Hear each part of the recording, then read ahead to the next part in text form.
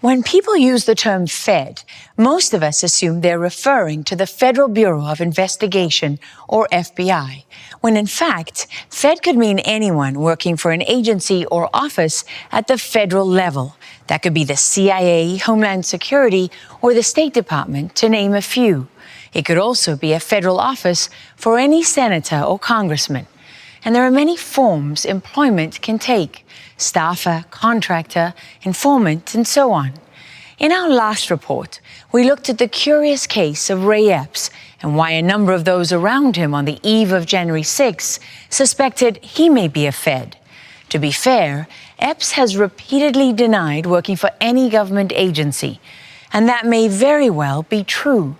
Our job as journalists is not to prove a case. We're neither lawyers nor activists. But we are supposed to get as close as possible to the whole truth and let you decide. And everyone should have a chance to speak for themselves. So we would like to invite Ray Epps once again to sit down with us and tell his story. One question that we have for him is what, if anything, he may have known about a plan to storm the Capitol, since that's what he was recorded talking about on January 5th, when he spoke to live streamer Baked Alaska and just happened to discover the two of them were neighbors back home in the tiny city of Queen Creek, Arizona. As we showed you before, when Tim Giannet, known as Baked Alaska, was live streaming in Washington, D.C. the night before January 6, Ray Epps leaned into him and whispered something he apparently did not want to say out loud. I'm not kidding. We're here to storm the Capitol. Hell yeah. All right, have a good night. Be safe.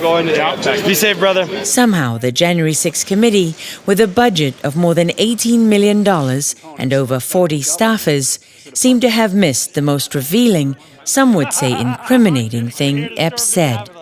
The conspiracy theory about Ray Epps is just a lie. It's just not true. There's a conspiracy theory. Obviously, I've seen it out there. January 6 committee members like Liz Cheney and Adam Kinzinger, both Republicans, have put a significant amount of effort into defending Epps on social media and, in this case, speaking to students at the University of Chicago. It's one of those pieces of what we've seen around January 6th that is pushed by people that want to suggest that this attack was something other than what it really was. And to remind you, so far it appeared no one had asked Epps what he knew when he whispered "storm the Capitol" before it happened and before Americans got the message. Protesters stormed into the building. Stormed the doors. People stormed the Capitol. The Capitol had been stormed. Stormed the U.S. Capitol. Nobody cared about the Ray Epps story for the first year after January 6th. It was just a nothing burger to everyone for some reason.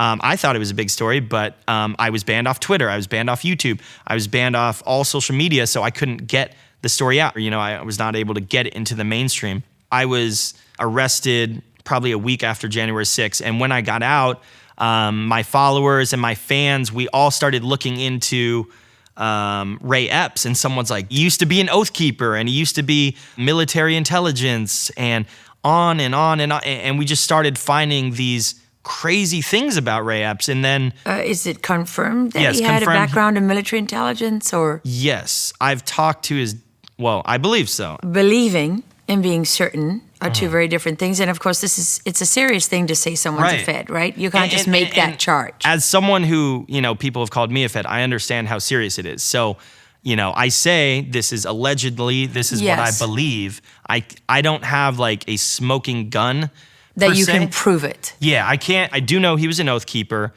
I do know he was in the military because there was an old Facebook photo of him that I've seen on his actual Facebook. Right. I haven't. Right. And that's why even when I say he's a Fed, I say allegedly. That's what I believe based off the evidence that I saw.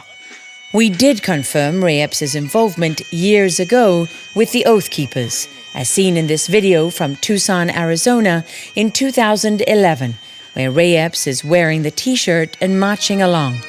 This is the organization that, according to the DOJ, led the so-called insurrection, and at Epps' side, the man who led them, Stuart Rhodes, founder of the group and one of the few convicted on charges of seditious conspiracy, who's currently serving 18 years, among the longest sentences of any January 6 defendant. Depending on your politics, the Oath Keepers were either far-right anti-government extremists or, to use their words, a non-partisan association of current and former military, police and first responders who are upholding their oath to defend the Constitution. What made you join the Oath Keepers? I like the concept and the mission statement, which is revere, follow the Constitution. And it was just directed at anyone that's taken the oath, that to remind them that regardless of what's going on around us, we are bound to that oath. Is there something sinister in that? No, absolutely not, unless you think the Constitution's sinister. Kate Hilton said she was at that event with Rhodes and Epps, a memorial the Oath Keepers held for a young Marine combat veteran, Jose Guerrena. He died tragically at home in Tucson, killed by police when a SWAT team raided his house and riddled his body with bullets. Police provided conflicting accounts, but in the end reportedly paid his family $3.4 million without admitting fault. Excessive bail shall not be required. At the time, Kate said, Epps was president of the Arizona Oath Keepers, where she had been a member since early 2010, having joined not long after the group itself was founded. What was the purpose, really? What was the point? The point was mostly educational. They had a motto, reach, teach, and inspire.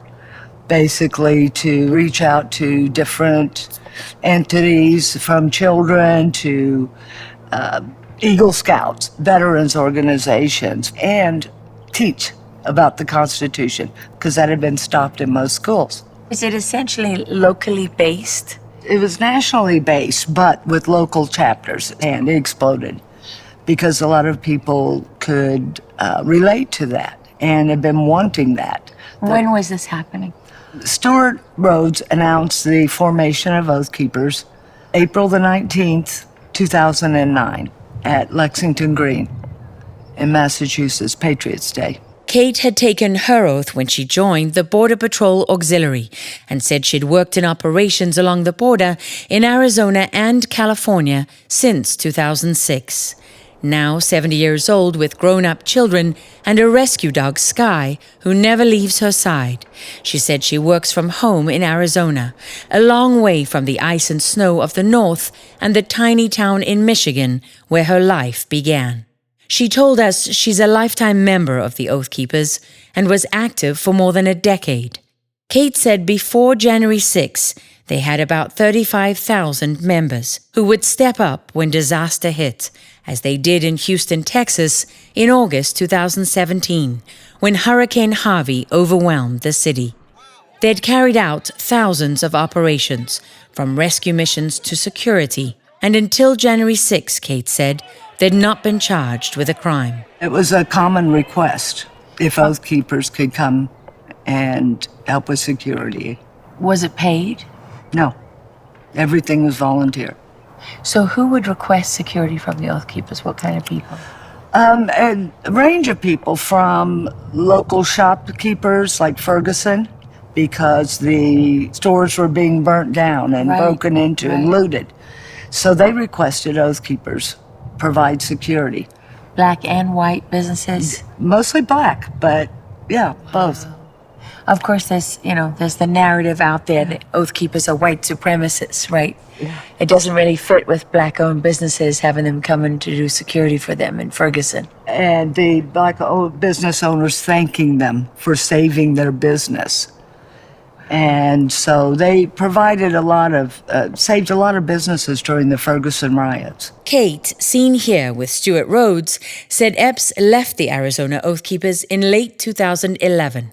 Her sense was that he wanted to focus on his work with the Mormon Church and the family business he was building. But Epps gave a different reason when he testified before the committee. According to the transcript, He said it was when Antifa had first come out in Portland, and they were burning things and doing different things on the news. Stuart Rhodes wanted to go there and try to direct them, according to Epps, and he did not agree with that, so we kind of split ways. He added they were too radical for my likes. We looked into Rose City Antifa, the main anarchist group in Portland, and searched for news coverage of them burning things at that time. As Epps had testified, we found that in 2011 they were 4 years old, relatively small in number, and mostly focused on social justice issues. We did not find news stories about Antifa burning anything, but we did find news coverage of the Occupy Portland movement that was forcibly removed from 2 parks that year. Kate said Stuart Rhodes never suggested infiltrating Antifa or anything like that to her, and as far as she knew, Epps left on good terms. No one saw him again, no contact, till I saw the footage from January 6th. And what did you think? I thought, he's changed. I mean, he's yelling, go into the Capitol. That's not something I could see him saying. That's totally the opposite of the image that he had presented previously. In what way? Well, he was a Marine, very disciplined. They don't cross those lines. No. Yet here he was screaming to total strangers to cross that line. And it was so out of character from what I knew of him. Did you talk to anyone else about it? Stuart. You spoke to Stuart Rhodes about it? As the only other person that I'm aware of that knew Ray Epps, that has been in the organization that long. And Stuart was shocked as well. We had several conversations about it.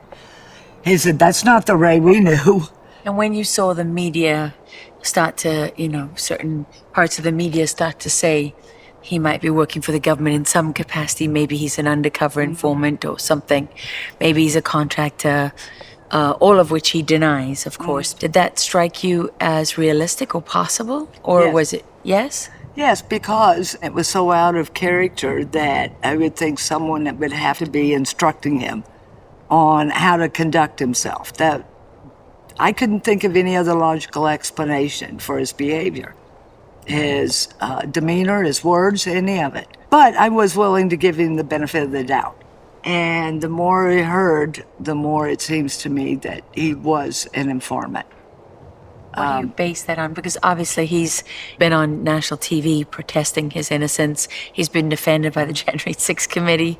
I guess he's going on the offense because he's guilty. The louder you get, the guiltier you probably are. Where And attack that- is the best form of defense. Right, exactly. Look at everybody else. They've got grandmothers with cancer that walked in and took a selfie that are in prison. It just doesn't add up. Here he is actually on film verbalizing going into the Capitol. Both the night before and the day Yeah, of. exactly. That's what you call ginning up a crowd. Incitement. Incitement. What about people who say, well, there's nothing there, and you're making life traumatic for an innocent man? And now he's been charged by the FBI anyway. With a misdemeanor. Yes. My question would be then, what's the logical explanation of why he has not spent a day in jail all this time? Anybody else doing far less. Not only were picked up and put in jail to await trials indefinitely, but, had to wait for their day in court in a jail cell. He wasn't. And he's the only one literally on film that I'm aware of that is actually calling to breach the Capitol. With your history in the Border Patrol Auxiliary and the kind of work that you did, is there any experience that you have from your past that sort of contributes to how you look at this? You have to be able to trust and rely on people and be able to read them. Because it's your safety, not only theirs. Yes. Nobody wants to be associated with someone they can't trust or feel they're lying to them And he fooled me. It may have been him then, but he changed. Something happened after he left Oath Keepers. Until January the 6th. What, I don't know. But those were two different people. We really wanted to ask Ray Epps that question and reached out again to his attorney, Michael Teeter, but got no response. Teeter was, in some ways, an odd choice for Epps. How did a Trump supporter who believed the 2020 election was stolen end up with a lawyer who's leading the effort to punish Trump's attorneys for questioning the election? Michael Teeter runs the 65 Project, which, according to their website, is working with bar associations so that lawyers who subvert democracy will be punished. One of his main allies in this effort, David Brock, a major political operative for the Democratic Party, who told Axios in 2022 the idea was also to shame attorneys and make them toxic in their communities and in their firms. In media interviews, Michael Teeter has said his client's life has been ruined by right-wing conspiracy theories and speculation, which forced him to sell his home in Arizona amidst death threats and go into hiding. When he spoke to 60 Minutes in April of this year, Epps and his wife Robin were shown living in an RV in an undisclosed location, although it was unclear if that has since changed. According to public records, in April last year, Epps sold his property in Queen Creek for $2.2 million. Remember when Epps told Baked Alaska this about Antifa? I despise Antifa. I've stood them down myself with the Army vets. I respect that. Queen Creek, Arizona. That's where I live. We couldn't find any record of Antifa in Queen Creek, and Kate did not recall them ever being there. We're still looking for evidence of a clash with Army vets, but we did find something else. Good morning. How are you? It turned out January 5th was not the first time Ray Epps encountered Baked Alaska.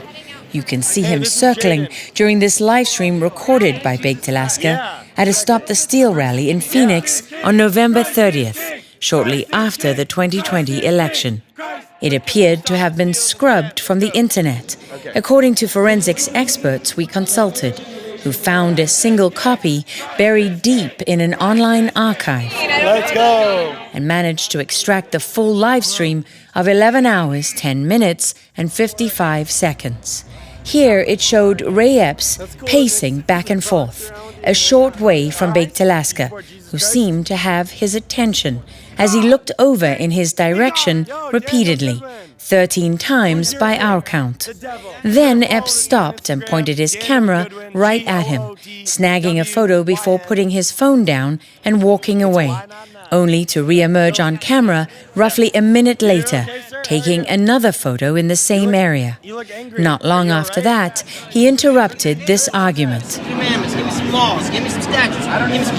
We don't want you here, so skedaddle, scram. With a comment. Everybody's welcome. It's a free speech zone. We're Americans and we're all for the Constitution. I didn't realize this, honestly, until someone put out on Twitter, and they were sort of like accusing me of being like a Fed or something, and they're like, oh, Baked must be a Fed because here's Ray Epps on one of his streams. I'm like, what? I expose feds. Like, how dare you?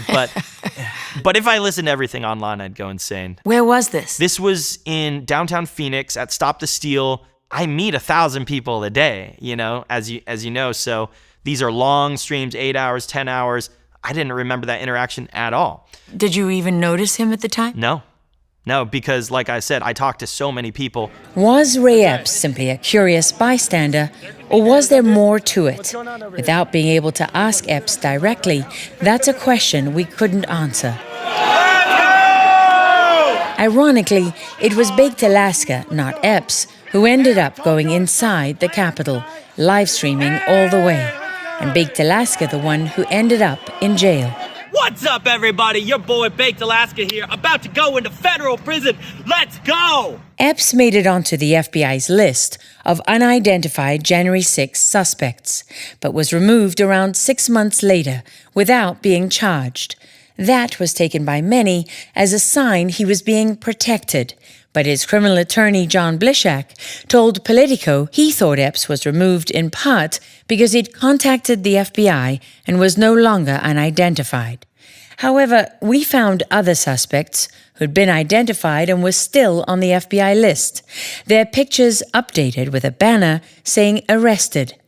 We also found Matthew Perna, still on there more than a year and a half after he'd committed suicide in February 2022, and his case had been closed. The January 6 committee, in a statement, dismissed concerns about the FBI website as unsupported and said Epps told them he was not working for the FBI or any other law enforcement agency on January 6 and never had. Epps has now been charged, more than 2.5 years later, with a Class A misdemeanor for disorderly conduct on restricted grounds, according to public case records. Those records also show Epps did not have to appear in court when he pled guilty. The DOJ waived his obligation and allowed him to appear via Zoom. Not so much for Baked Alaska, also charged with misdemeanors, but arrested on January 15, 2021, less than 10 days after January 6. When we met up with him in Florida, where he now lives, he said he was on his way back to Arizona and had stopped overnight in a hotel when this happened. I was driving home from D.C. in Houston, Texas, and there was someone who came to my door, and it was a guy, a towel guy, and he said, "Excuse me, do you need more towels?" I was like, "No," and I was barely awake, and I shut the door, and I was like, I could have sworn that guy had a vest on, like a bulletproof vest, and he was in a hotel uniform. I went down to my parking garage to get my rental car. 20 U.S. Marshals jump out, get on the ground, guns, rifles, threw me on the ground, handcuffed me, and it was just like they sent the whole squad over to make this big scene, wasted taxpayer money, put me in danger. For what? My attorney and I said, if you want us, right, I'm gonna peacefully surrender. And that happened not just with me, but with everyone. I've heard stories of doors getting kicked down and, you know, these late night or morning raids and the family having to go through the trauma. It's absolutely insane. And so I had PTSD just from that. And Is it so scary? Yeah, it's scary, and it just seems like it never ended. The cops kept coming to my door trying to get me on more charges and more charges. So it's like I'm here with you technically free in Florida, but I'm on a 2-year federal probation, and the FBI just tried to charge me with conspiracy, but they couldn't, but they admitted that. Conspiracy for what? In the New York Times, they were trying to charge me with conspiracy for going to January 6th and meeting up with friends. And they were saying, oh, that was part of some big plan, but they couldn't find evidence. Are you still under investigation, do you think, by the FBI? I submitted a FOIA request asking, and they said they couldn't tell me that it was confidential information. So I would guess I'm probably on a never-ending investigation because they want to find any reason to put me behind bars. Are you on any no-fly lists or anything like that? I am on the Quad S list, it's called. So every time I fly, 4 S's appear in the top left of my ticket. I can't check in online. I got to go about 3 hours early. They have to manually call Homeland Security, treat me like a terrorist, go through every single thing I own with a bomb squad and all. I'm not joking. And then pat me down in every way possible. And then I get to the gate and it's not done. Then they come back again, pat me down in front of everybody. And so really what this is, it's a humiliation tactic. Intimidation. They want to humiliate me, intimidate me in the public square and say, this is what we're doing to Baked Alaska. And if you speak up, if you step out of line, they're gonna do it to you. The presence of undercover agents and informants amidst the crowd on January 6 has been coming to light and can no longer be dismissed as conspiracy. What have you learned so far? We're tracking down different ideas and theories. And one of those theories was that there were undercover law enforcement officers in the crowds. We know that to be true. We turn to investigators like Congressman Barry Loudermilk, since the FBI and DOJ won't comment. He's chairman of the House Administration's Oversight Subcommittee investigating security failures around January 6. Is it potentially the biggest setup in the history of this country? Potentially. One of the greatest crimes against the American people. That's why it's so important to get the truth with this. That's what we're working for. And the cover-ups that happened after January 6 is what I'm really after as well. What about the Republicans involved in those cover-ups? I know it's hard for you to address those things. This is your own party, but this is the reality. I mean, we're going to go where evidence leads. No matter what. No matter what. I'm going to hold you to that. Yes. For the January 6 committee, The Congress